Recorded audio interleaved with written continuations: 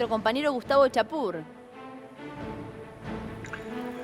Hola chicos, ¿qué tal? ¿Cómo les va? Sí, así es. Realmente fue una fiesta patriótica, ¿no? Podemos decir, realmente impresionante. Estamos viendo las imágenes de lo que fue, retomando nuevamente Estados Unidos la iniciativa. Por varios aspectos también fue un acontecimiento histórico, porque como habíamos remarcado durante estos días, este acople también, usando una terminología acertada en este caso, entre la iniciativa privada y la iniciativa estatal, ¿no? Que abre, digamos, una nueva era en esta cuestión tecnológica, ¿no? Para la NASA, una cosa totalmente inédita con esta empresa donde en una hora aproximadamente, porque estaba previsto para las 11:30, se va a producir el lento acople finalmente de la cápsula a la Estación Espacial Internacional. Ahí lo estamos que viendo en por vivo, supuesto se puede Gustavo. seguir en vivo Sí.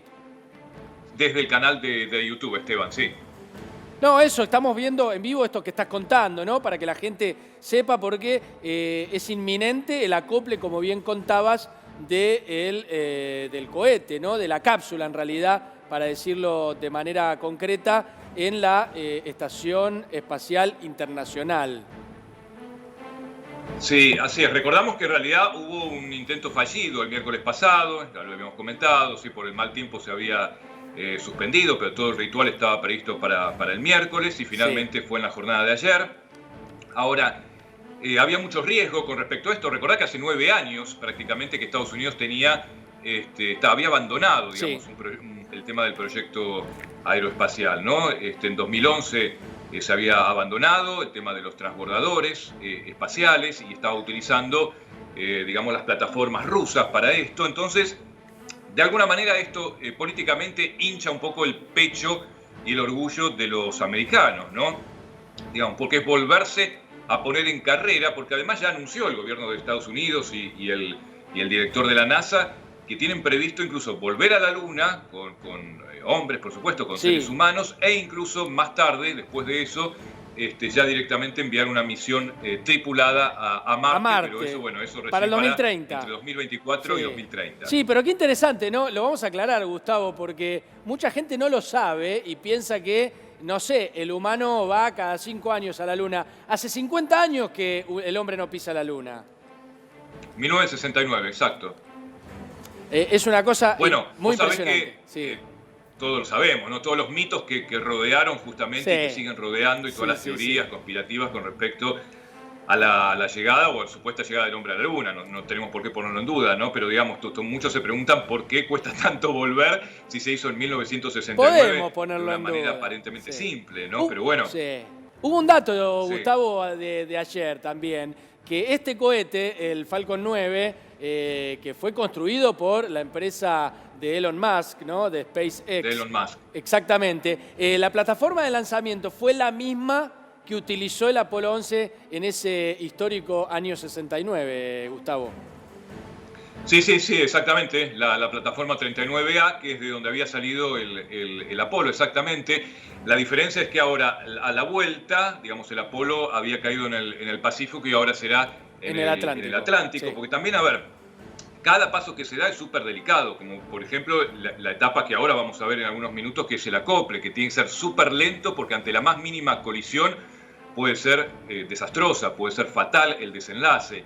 Entonces todo milimétrico, muy calculado. No es solamente el despegue, sino también después lo que será la vuelta, porque recordamos que van a estar unas 16 semanas aproximadamente en la estación estos dos americanos, que se van a juntar con otro americano y 2 rusos que ya están en la estación espacial para, bueno, trabajo científico, de investigación, etcétera. Es decir, van a volver al planeta donde, cuando suponemos, y ojalá así sea, ya haya pasado la pandemia, ¿no? Ojalá, sí. Dicen que pueden estar más de 100 días en el espacio estos 2 astronautas, que como detalle también están casados con 2 astronautas también, sus esposas. 2 exastronautas. 2 exastronautas también norteamericanos, estadounidenses.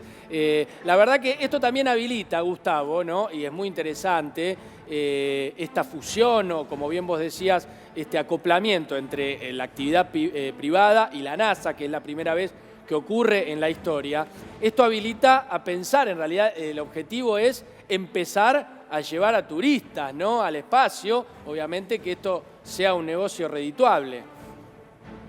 Bueno, es que esa es un poco la idea, digamos, la verdad es esa, y es lo que se viene, además de toda, digamos, la especulación política que puede rodear todo esto, porque realmente fue una fiesta patriótica ayer y lo sigue siendo todavía, y hay que tener muy en cuenta las palabras que dijo incluso el director de la Agencia Espacial Norteamericana, donde dijo que este es un gesto que tiene que servir para unir a los americanos y para darle esperanza a esta generación. Digo, con estas dos situaciones graves que está viviendo especialmente Estados Unidos, ¿no? El tema de la pandemia, al ser el país con mayor casos de contagios y de muertes en el mundo ya hoy en día, y por otro lado las protestas e incidentes, ¿no? Por el crimen del afroamericano que ha desatado el estado de sitio o el toque de queda, digamos, en numerosos estados, y siguen los incidentes. Entonces, teniendo esas dos cuestiones básicas que están rodeando la coyuntura norteamericana, este tema no es que digo que sirva de distracción, porque es algo que ya se tenía planeado hace mucho tiempo, pero digamos, de alguna manera es un gesto político muy importante del gobierno de Trump que sirve de alguna manera para unificar a los americanos detrás de esto, que son muy nacionalistas, ¿no? De alguna manera con estos temas. Sí, es notable, ¿no? Y vamos a analizarlo políticamente, este tema, Gustavo, porque muchas veces ha ocurrido en el cine de Hollywood, que ha retratado cómo la política en los Estados Unidos de América trata de mostrar con algún acontecimiento distinto para distraer la atención de los temas más candentes. En este caso, como bien vos decías, como bien vos decías, el trato de la pandemia y el tema, por supuesto, de Floyd, este afroamericano que murió asfixiado y golpeado por un policía. Sí, tal cual, son dos puntos que no hay que, digamos, dejarlos de lado o soslayarlos a la hora de analizar esto que estamos viendo, que por supuesto es una conquista y un logro no solamente de Estados Unidos, sino de la humanidad en general, porque bueno, no sabemos lo que puede venir después de todo esto, pero digamos, hay 40 millones de nuevos pobres en los Estados Unidos, 40 millones de personas que han quedado desempleadas, casi 2 millones de contagiados, 105.000 personas al día de hoy aproximadamente que ya han perdido la vida, digo, en medio de todo este desastre y los incidentes que están ocurriendo, que han tenido epicentro en Minneapolis, pero que digamos ya se han extendido a todas partes, porque hoy, por ejemplo, hace minutos hablaba con un colega en Miami y la situación allí también es realmente grave lo que está sucediendo, con algunos saqueos, incidentes, protestas. Y qué bueno, sí, y qué bueno lo que realmente decís. Todo esto es lo que rodea esto. Pero bueno, más allá de eso, vamos a ver, digamos, cómo se ensambla esto que es fundamental y que es inédito, que es el aspecto privado y el aspecto público, porque realmente los costos son muy grandes de estos emprendimientos, Esteban. Sí, no, te decía que qué bueno, siempre informado vos, Chapur, pero te quería ampliar esta información que vos dabas, porque no es un tema menor. Y a veces los medios miramos a Estados Unidos por estas cuestiones, ¿no? Por lo lindo, por lo llamativo. A ver, anoche, sábado a la noche, y después de todos los incidentes que ocurrieron en Minneapolis, 15 ciudades de los Estados Unidos declararon el toque de queda. No es un tema menor para nada, y te los leo, ¿no? Minnesota, Chicago, Los Ángeles, Atlanta, Denver, Filadelfia, Pittsburgh, Seattle, Cleveland, Columbus, Portland, Miami, Milwaukee, Salt Lake City, ahí en Utah, y Rochester. Son muchas ciudades, Gustavo, con el toque de queda. Bueno, lo que pasa es que, digamos, habría que analizarlo con un poco más a fondo, digamos, es un tema que viene padeciendo ya Estados Unidos, que no es de ahora, digamos. Lo que pasa es que cada vez que salta un crimen tan brutal como este, como quedó grabado y patentado, lo hemos pasado millones de veces en todas partes, ¿no? Esto de no puedo respirar, y que fue de alguna manera, esa frase se transformó en emblema y consigna de todas las protestas sociales, con los carteles, no puedo respirar, es que esa falta de aire y de oxígeno que tiene el pueblo afroamericano en los Estados Unidos lo viene padeciendo no ahora, sino desde hace mucho tiempo, y en realidad desde hace más de 400 años, Esteban, porque la verdad es que el predominio blanco sigue de la misma forma, más allá, digamos, de sobre todo en el interior, ¿no? Hollywood y el cine, etcétera. Sí, en el interior de Estados Unidos, en esos estados mucho más, como se decía, ¿no? Tradicionales y totalmente blancos, racista, entre comillas, claro. Hiperracista. Y hay que tener en cuenta que en Estados Unidos entre el 25 y el 30% de la población es afroamericana. En este sentido, si sigue el racismo, ahí no hay paz posible. Bueno, lo vinculo con lo que estábamos mencionando antes. Justamente la mayoría, te diría que entre el 70 y el 80% de las víctimas del COVID-19 en los Estados Unidos son latinos y negros. Claro. Digamos, ahí ya tenés de alguna manera un dato importante que se vincula con esto que estamos hablando. Entonces, digamos, también ha sido un problema que ha estado latente mucho tiempo, y el crimen de George Floyd, digamos, de alguna manera detonó esto que estaba allí, digamos, como de alguna manera reprimido en los sectores más vulnerables de los Estados Unidos, y que sale ahora, primero por la pandemia, que te reitero, ha dejado 40 millones de desempleados. Entonces también es una forma de catarsis de muchos de estos sectores, que están hartos de las políticas de derecha, sobre todo en los Estados Unidos, y más que nada por la gestión de Trump, ¿no? Y en relación a esto que ocurre en Estados Unidos, hay que agregar que, por ejemplo, desde la NBA, el máximo torneo de básquet del planeta, muchos jugadores están haciendo justamente sus descargos y sus expresiones apoyando las protestas, pidiendo un trato igualitario, y de hecho muchas de las figuras de la NBA son jugadores que han tuiteado "estoy orgulloso de ser negro", y que piden justamente que se deje de perseguir o, en este caso, de matar por el color de piel. Y de hecho, algo que también llama mucho la atención y que consignan los medios deportivos de Estados Unidos, que ojalá no sea cierto, pero el rumor que está corriendo por estas horas es que desde las altas esferas de la NBA están evaluando tomar medidas contra aquellos jugadores que se han manifestado en apoyo justamente a quienes han salido a las calles a pedir justicia por George Floyd.